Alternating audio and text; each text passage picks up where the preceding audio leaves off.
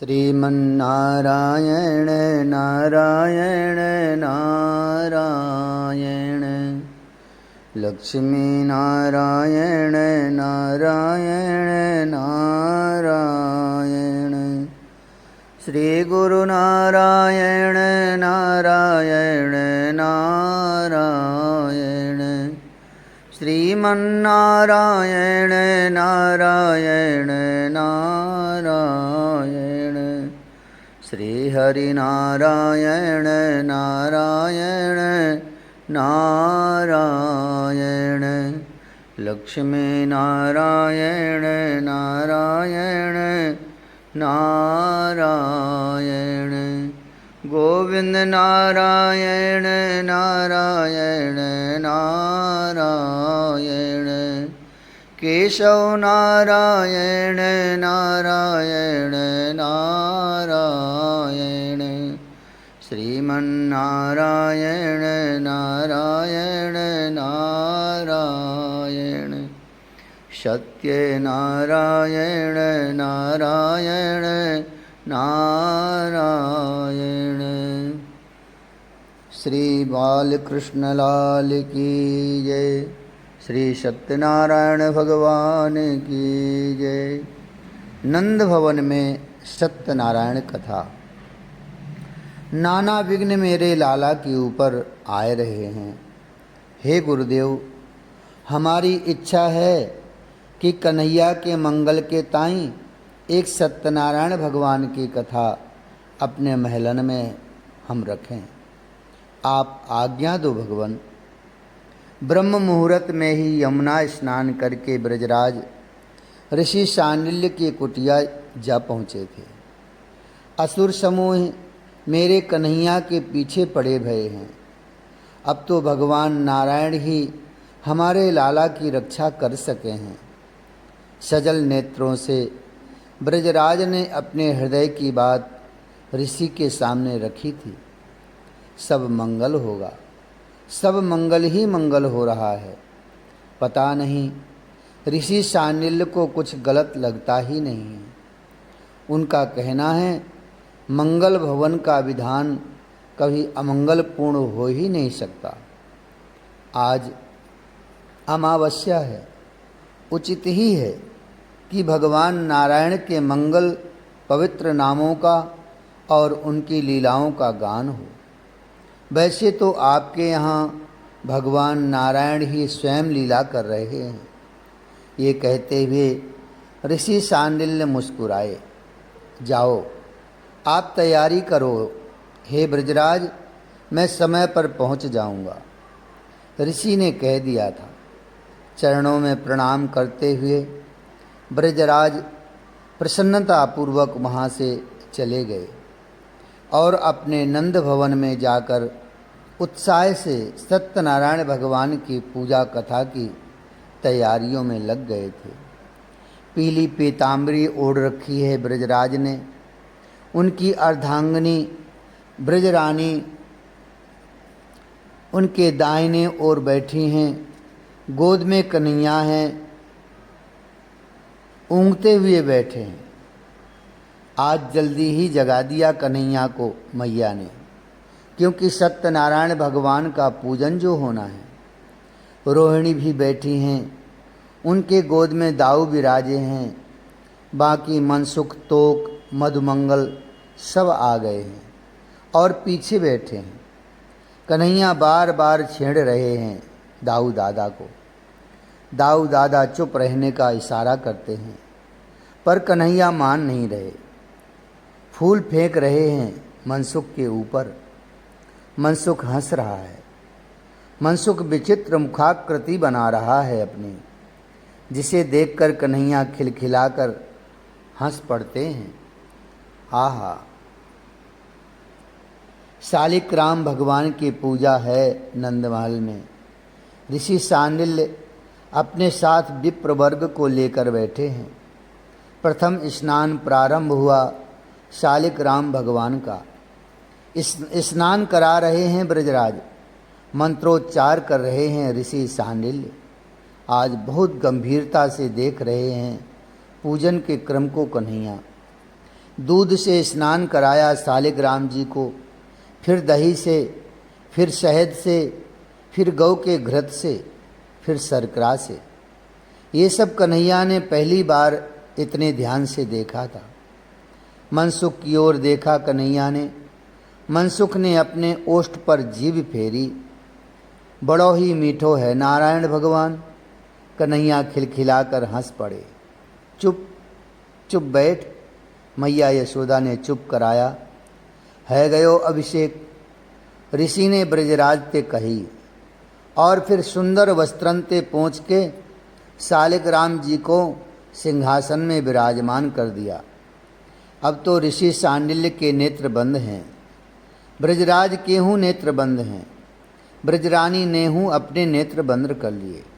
हे ब्रजराज, भगवान नारायण के समान और कौन कृपालु हैं। प्रेम करनो कोई नारायण भगवान ते सीखे। आहा, देखो तो वृंदावन ने श्राप दे दियो हो भगवान नारायण को कि जाओ तुम पत्थर है जाओ। क्रोध रखते कर सकते थे नारायण भगवान वृंदा के प्रति, श्राप दे सकते थे वृंदा को नारायण भगवान भी, पर नहीं, वृंदा के श्राप को भी उन्होंने सहर्ष स्वीकार किया। और इतना ही नहीं, उन्होंने ये भी कहा कि मैं तो पत्थर बनूंगा, पर तुम वृंदा तुलसी बनकर मेरे ऊपर जब तक नहीं चढ़ोगी तब तक मैं प्रसन्न नहीं होऊंगा। मेरी प्रसन्नता इसी में होगी कि मेरा भक्त मेरे में तुम्हें अर्पित करे। ऋषि सांडिल्य सत्यनारायण भगवान की कथा सुना रहे हैं। जिसने श्राप दिया उसके प्रति भी इतना प्रेम भाव, नैनों के कोर से अश्रु बह रहे थे ऋषि सांडिल्य के। और वो प्रसंग, हे ब्रजराज, भृगु ऋषि ने शयन किए भगवान नारायण के वक्ष पर अपने चरणों का प्रहार किया। कोई और देवता होता तो श्राप दे देता, पर भगवान नारायण को तो तनिक रोष भी नहीं आया, अपितु तुरंत उठकर भृगु ऋषि के चरणों को सहलाने लगे। आपके चरण कोमल हैं, मेरा वक्ष कठोर है, आपके चरणों में कष्ट हुआ होगा, मुझे क्षमा करें। ये कथा सुनाते हुए अश्रु बह रहे हैं भावातिरेक के कारण भृगु ऋषि के। अश्रु तो ब्रजराज के भी बह रहे हैं, पर ब्रजराज ने कथा भाव में बहते हुए अपने शालिग्राम भगवान के दर्शन करने चाहे और उन्होंने उसी समय अपने नेत्रों को खोल भी लिया। पर ये क्या, शालिग्राम भगवान कहाँ गए? ब्रजराज इधर उधर खोजने लगे। सिंहासन में अब शालिग्राम भगवान नहीं है। पीछे बैठा मनसुख हंस रहा है, खूब हंस रहा है। ब्रजराज के समझ में नहीं आ रहा कि शालिग्राम भगवान अंतर्ध्यान कहाँ हो गए। ब्रजरानी ने भी अपने नेत्रों को खोला, सामने सिंहासन खाली है। ब्रजराज नंद जी इधर उधर खोज रहे हैं शालिग्राम जी को, पर वो कहीं नहीं है। ऋषि सांडिल्य कथा सुनाते जा रहे हैं, उनके नेत्र बंद हैं, वो कथा जगत में ही खो गए हैं। कहाँ गए शालिग्राम जी? ब्रजराज अब अपनी अर्धांगिनी यशोदा से संकेत में पूछने लगे थे, कहाँ गए? दाऊ ने मैया को इशारा करके बताया, कन्हैया को देखो। जैसे ही कन्हैया को देखा, उसका मुंह फूला हुआ है। ब्रजरानी ने इशारे में पूछा, तेरे मुंह में क्या है? कन्हैया मात्र सिर हिलाते हैं, कुछ नहीं। ब्रजरानी समझ गईं, समझेंगी नहीं अपने उद्यमी लाला को। एक गुलचा मारा गाल में। शालिग्राम जी कन्हैया के मुख से निकलकर सीधे सिंहासन में विराजमान हो गए थे। और तभी ऋषि सांडिल्य ने जयकारा लगाया, बोलो सत्यनारायण भगवान की जय। और अपने नेत्र खोल लिए ऋषि ने। ब्रजराज को भी पतो नहीं चलो कि कहाँ अंतर्धान है गए, कि फिर वापस हूँ आए गए भगवान। क्या किया ये, क्यों किया ये? ब्रजरानी चपत लगा रही है कन्हैया के कपोलों में। मैया, जे इतने मीठे मीठे वस्तुन ते नहावें तो मोए लगे हो कितने मीठे होंगे जे भगवान, जालिए मैंने मुँह में रख लियो। मनसुख कन्हैया की बात सुन के जोर ते हंसबे लगे। ब्रजराज कुछ समझ ही ना पाए। जा ब्रजरानी ने बतायो, अब भोग लगाओ भगवान को। फिर बड़े प्रेम ते आरती करवे लगे सब, पर मनसुख खूब हंस रहे हो है। या है बड़ो आनंद आयो है जब कन्हैया ने सालिक राम को मुख में रख लियो। बोलो सत्यनारायण भगवान की जय जय जय। मनसुख धीरे मधुमंगल ते कह रहे हो, हमारो सच्चो सत्यनारायण तो कन्हैया ही है। जा सत्यनारायण को तो हमारे कन्हैया ने मुँह में डाल लियो हो। वाहरे नटखट। तात आनंदित होते हुए उद्धव ने मात्र विदुर जी को संबोधन ही किया। ये बालको बताओ, ये ब्रजपति नंद जी का महल कहाँ पर है? दो दूत मथुरा के थे। वो गौचारण करके लौट रहे कन्हैया और उनके सखाओं से ये पता पूछ रहे थे। हम सब वहीं जा रहे हैं, मनसुख ने सहजता में कहा।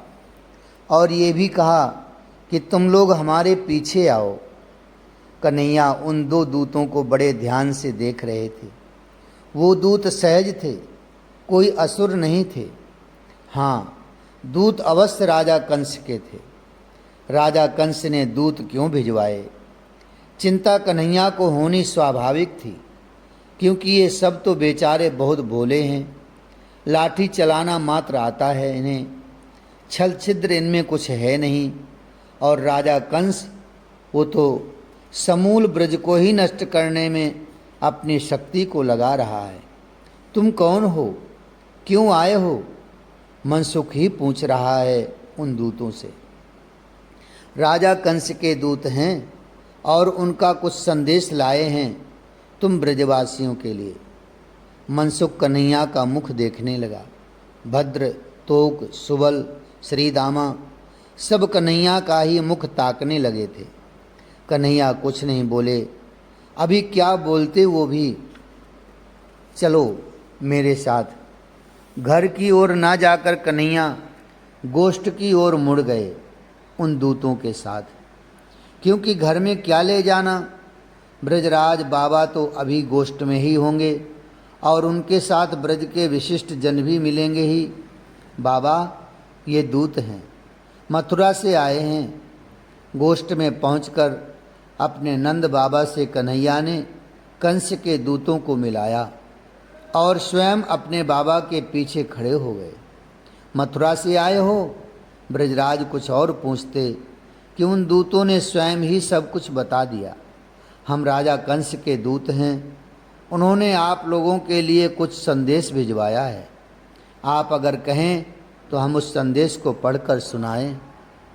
दूतों ने ब्रजराज को अपना परिचय और आने का कारण सब बता दिया था। दूत आगे कुछ बोलते उससे पहले ही उपनंदादि अनेक ब्रज के विशिष्ट जन भी वहाँ आ गए थे। उन दूतों को देखकर, हाँ सुनाओ, क्या संदेश है राजा कंस का? ब्रजराज चिंतातुर हो उठे थे। उन्होंने अपने पीछे देखा था, कन्हैया खड़े हैं और वार्ता को बड़े ध्यान से सुन रहे हैं।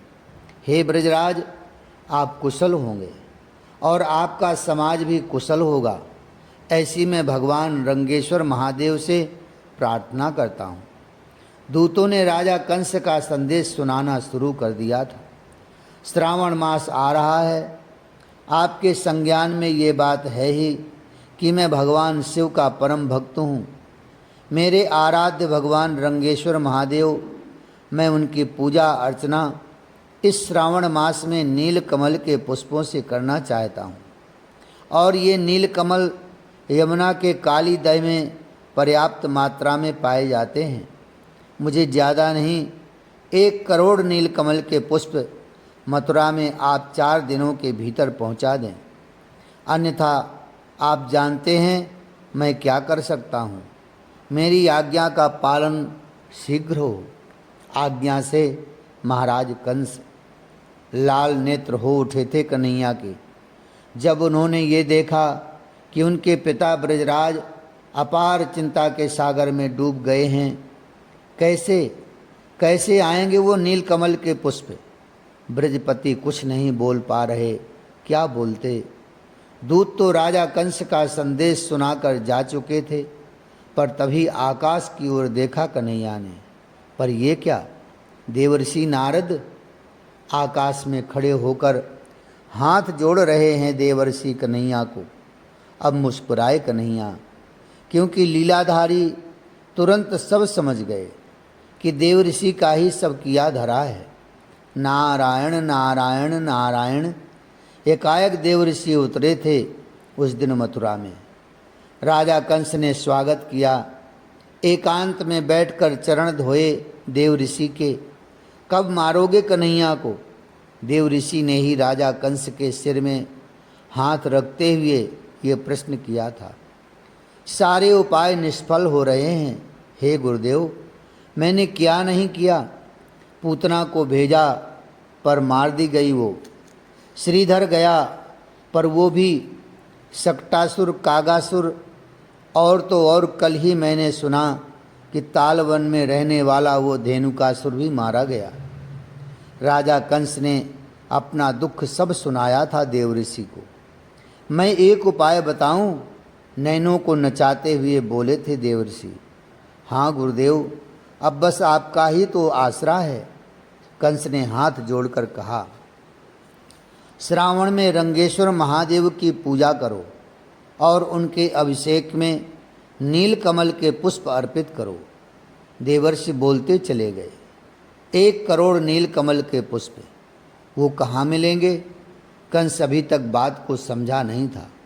ब्रज में, वृंदावन में, यमुना में खिले हुए हैं नीलकमल के पुष्प, देवर्षि ने कहा। पर कंस अभी भी समझा नहीं। यमुना में कहाँ है नीलकमल, कंस स्वयं से पूछता है। नहीं है, पर वृंदावन में यमुना का एक हृदय है। वहाँ कालिय नामक महाविषधर नाग रहता है। देवर्षि शांत भाव से अब बोल रहे थे। उसके विष का इतना प्रभाव है कि उस हृदय के ऊपर से भी कोई पक्षी गुजर जाए तो वो विष उसे मार गिराता है। कोई उस हृदय का जल पी नहीं सकता, क्योंकि विषैला है। पीने की बात छोड़ो, उस हृदय के जल को कोई छू नहीं सकता। मर जाएगा जो छुएगा भी तो उसमें नीलकमल के पुष्प हैं। कंस ने देवर्षि से पूछा। हाँ हैं, क्योंकि नीलकमल में विष का प्रभाव नहीं पड़ता, देवर्षि ने बताया। तो तुम मंगवाओ वृंदावन से नीलकमल के पुष्प और 1 करोड़। ब्रजराज वहाँ के राजा हैं, उनको पत्र लिखो और कहो कि तुम्हें 1 करोड़ नीलकमल चाहिए। कंस अब जाकर समझा था तो खूब ठहाका लगा कर हंसा। और वो ला नहीं पाएंगे, क्योंकि वहाँ विष है, और नहीं ला पाएंगे नीलकमल तो मैं ब्रज में हिंसा का तांडव मचा दूंगा। कंस अपने राक्षसी स्वभाव में आ गया था। मैं अब जा रहा हूँ, उपाय बता दिया है मैंने, अब जो करना है तुम करो। इतना कहकर देवर्षि चले गए। तुरंत कंस ने अपने दूत बुलाए और पत्र देकर वृंदावन में उन्हें भेज दिया था। कन्हैया को हाथ जोड़े हुए अभी भी देवर्षि नारद जी, हे गोपाल, हे ब्रजजनपाल, यमुना की दशा अत्यंत शोचनीय हो गई है। कालिय नाग जब से आया है इस हृदय में, तब से पशु पक्षी वृक्ष सबके लिए ये जल घातक बना हुआ है। हे ब्रज के राज दुलारे, आप यमुना जल को शुद्ध करें, कालिय को हटाएं यहाँ से। मैंने इसलिए ये सब किया है। नाथ, ये कहते हुए देवर्षि नतमस्तक हो रहे थे नभ से ही।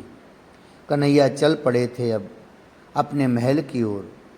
कन्हैया को अपने बाबा का वो सचिंत मुखमंडल ही स्मरण में आ रहा था। पर ये कालिय नाग है कौन। कन्हैया एकाएक फिर गंभीर हो उठे। कश्यप ऋषि, उनकी 2 पत्नियां थीं, कद्रु और विनीता। विनीता शांत भद्र स्वभाव की थी। वो भगवान नारायण के वाहन गरुड़ की माँ बनी। गरुण को जन्म दिया उन्होंने, और कद्रु ये क्रोधी स्वभाव की होने के कारण इनके पुत्र सर्प, नाग ये सब हुए। कन्हैया आज सोए नहीं हैं। इस कालिए नाग का इतिहास इन्हें जानना है और वृंदावन में ये कैसे आया ये भी समझना है। गरुण यहाँ क्यों नहीं आ सकते, कन्हैया सोच रहे हैं। गरुण का भोजन है सर्प, नाग इत्यादि।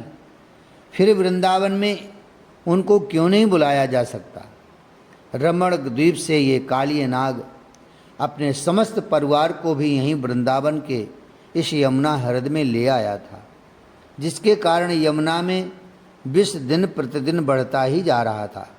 क्या करें, तात कन्हैया अंतर्यामी हैं, इनसे कोई बात छुपी नहीं है, ये सब जानते हैं। पर लीला कर रहे हैं तो लीला की मर्यादा का पालन भी तो आवश्यक है।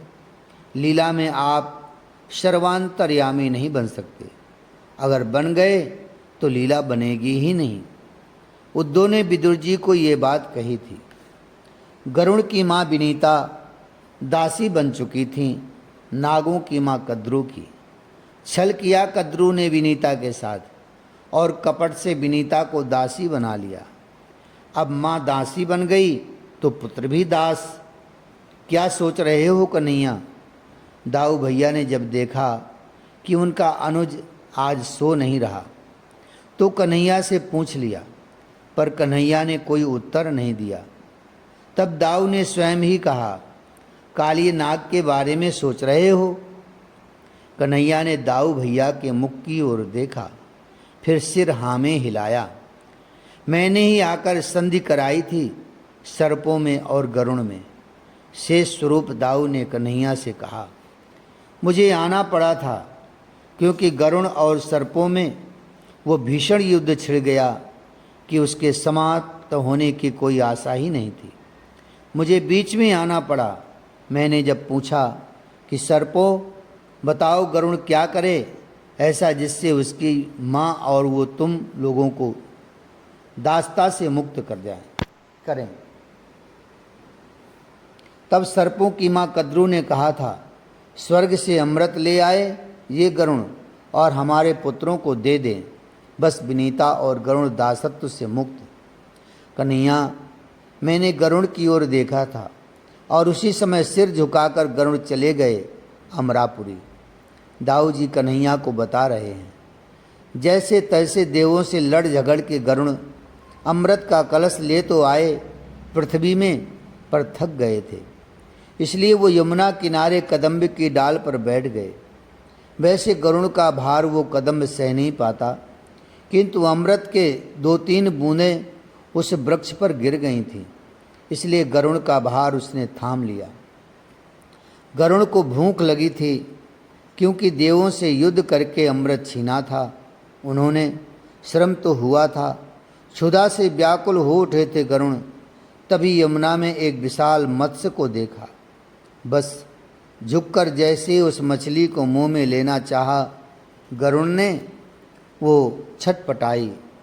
पर गरुण को भी क्या पता था उसी यमुना में एक सौभरी नामक ऋषि तपस्या कर रहे हैं।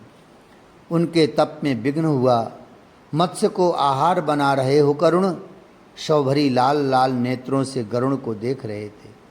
ये श्रीधाम वृंदावन हैं, यहाँ आकर तो कम से कम जीव हिंसा मत करो। दाऊ ने अपने कन्हैया से कहा, कन्हैया, गरुण को अहंकार था कि मैं भगवान नारायण का वाहन और इन ऋषि को क्या ये पता नहीं है कि मेरा आहार ही यही है, मत्स्य या सर्प। मैं शाकाहारी कहाँ हूँ, मेरे लिए यही आहार निश्चित किया गया है मेरे नारायण भगवान ने। पर गरुण कुछ भी सोचते रहे।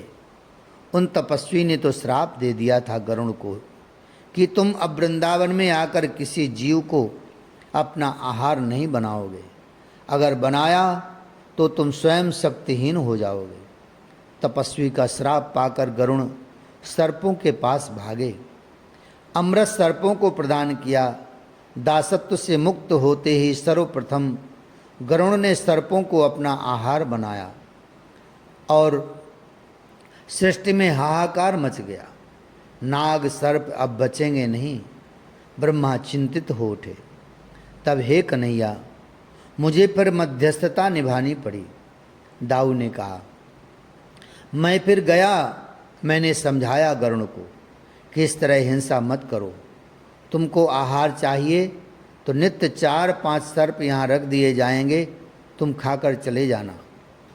सर्पों को ये स्वीकार था। वो बेचारे करते भी क्या गरुड़ के सामने, और गरुड़ को मेरी बात माननी ही पड़ी। ये क्रम ठीक चलता रहा, पर एक नाग बड़ा दुष्ट था। कन्हैया अब मुस्कुराए। कालिए? हाँ, कालिए नाग। उसके 100 फन थे। इसका ही उसे अहंकार था। वो कालिए नाग तो गरुड़ के लिए रखे हुए अपने सर्पों को ही खाने लगा। ये देखकर गरुड़ को बहुत क्रोध आया। कालिए? क्योंकि 1-2 दिन की बात नहीं थी, कई दिनों से ये क्रम उस कालिए नाग का चल रहा था। गरुड़ ने पीछा किया कालिए नाग का। वो भागा, समुद्र में चला गया, पर गरुड़ ने समुद्र को भी खंगाल डाला। कालिए नाग समुद्र से होता हुआ गंगा में आया, और गंगा से होता हुआ यमुना में, फिर यमुना से ही वृंदावन आ गया था, क्योंकि उसको पता था गरुड़ वृंदावन में नहीं आ सकते, और आ भी जाएंगे तो हिंसा नहीं कर सकते। ओह! लंबी सांस ली कन्हैया ने। फिर इसने अपने परिवार को भी बुला लिया। कन्हैया ने ही कहा, हाँ। दाऊ भैया बोले, तुम दोनों अभी तक जगे हुए हो? अर्धरात्रि हो गई है, सो जाओ। यशोदा मैया उठ गई थीं और दोनों भाइयों को बातें करते हुए सुना तो डांटने लगीं। कन्हैया दाऊ भैया के कान में फुसफुसाए, दादा, कल मैं कालिए दह में जाऊंगा और कालिए नाग को नद कर लाऊंगा। मैं भी चलूंगा तेरे साथ। दाऊ बोले, नहीं दादा, तुम नहीं। कन्हैया सहज रहे। क्यों? दाऊ ने पूछा। क्योंकि तुम भी तो शेष नाग हो, और वहाँ अपनी जाति का पक्ष तुमने लिया। तो ये कहते हुए कन्हैया हंसे। तुम सोते हो या मैं पिटाई करूं तुम्हारी? मैया ने इस बार अच्छे से डांटा था। चुपचाप सो गए। अब दोनों भाई बलराम और कृष्ण। जय जय श्री राधे, जय जय श्री राधे। राधा राधा राधा राधा, राधा राधा श्री राधा। राधा राधा राधा राधा, राधा राधा श्री राधा। श्री वृंदावन बिहारी लाल की जय। श्री राधा वल्लभ लाल की जय। श्री यमुना रसरानी की जय। श्री गिरिराज जी महाराज की जय। जय जय श्री राधे श्याम, जय जय श्री राधे श्याम, जय जय श्री राधे श्याम।